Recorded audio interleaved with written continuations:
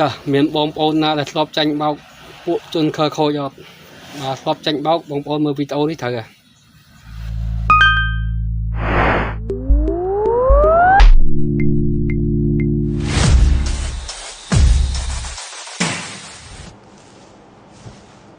ជំរាបសួរបងប្អូនប្រជាពលរដ្ឋជាទីគោរពតើបងប្អូនធ្លាប់ទទួលបានឯកសារតាមរយៈ Telegram ដែលមានឈ្មោះថាតារាងប្រាក់ខែឬបញ្ជីឈ្មោះអ្នកទទួលរង្វាន់ដែរឬទេមុននឹងចុចបើកសូមបងប្អូនប្រជាពលរដ្ឋមើលវីដេអូនេះឲ្យបានចប់សិនព្រោះវាអាចជួយការពារប្រាក់និងទិន្នន័យសំខាន់ៗរបស់បងប្អូនទាំងអស់គ្នាជាដំបូងយើងត្រូវស្គាល់ពាក្យមួយសិនគឺពាក្យ extension ឬហៅថាកន្ទុយឯកសារនីមួយៗនៅក្នុងទូរស័ព្ទឬកុំព្យូទ័រសុទ្ធតែមានឈ្មោះពីរផ្នែកផ្នែកទី1គឺឈ្មោះដែលអ្នកផ្ញើឯកសារអាចដាក់អ្វីក៏បានផ្នែកទី2គឺកន្ទុយដែលនៅខាងក្រោយសញ្ញាចុចកន្ទុយនេះហើយដែលប្រាប់ថាឯកសារនោះជាប្រភេទអ្វីពិតប្រាកដឧទាហរណ៍របាយការណ៍មានចុច PDF កន្ទុយចុច PDF ប្រាប់ថាជាឯកសារអានរូបថតចុច JPG កន្ទុយ JPG ប្រាប់ថាជារូបថតបទចម្រៀង MP3 កន្ទុយចុច MP3 ប្រាប់ថាជាបទចម្រៀងនិយាយងាយយល់ឈ្មោះឯកសារប្រៀបដូចជាក្រដាសដែលគេបិទនៅលើដបដែលគេចង់សរសេរអ្វីក៏បានចំណែកឯកន្ទុយឯកសារឬ extension ប្រៀបដូចជាទឹកដែលនៅក្នុងដបដែលជារបស់ពិត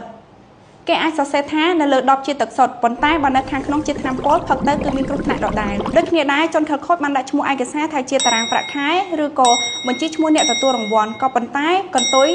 គឺមានចុច EXE ដែលវាគឺជាកម្មវិធីមេរោគវាមិនមែនជាតារាងនោះទេ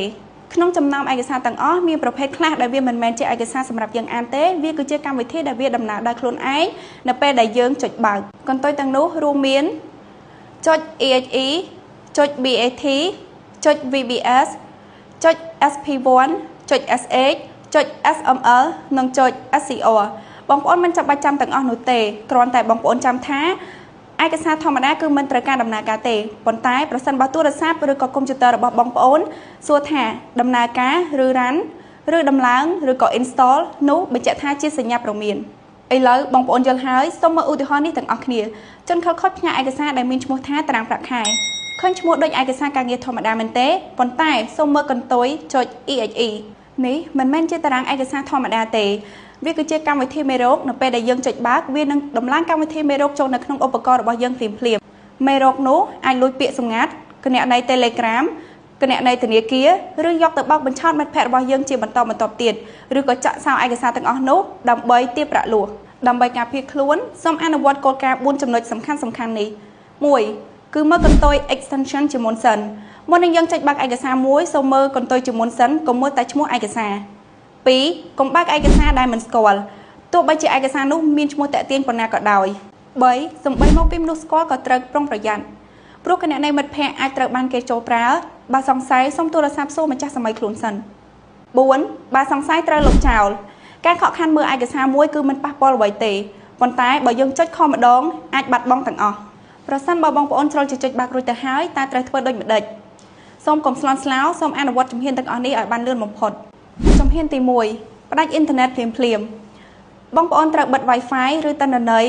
ឬដាក់ Airplane Mode មេរោគភាគច្រើនគឺត្រូវការអ៊ីនធឺណិតដើម្បីបញ្ជូនទិន្នន័យរបស់យើងទៅកាន់ជនខិលខូចការផ្ដាច់អ៊ីនធឺណិតគឺជាការកាត់ផ្ដាច់ផ្លូវរបស់ជនឆបោកជំហានទី2បដូរពាក្យសម្ងាត់ដោយប្រើឧបករណ៍ផ្សេង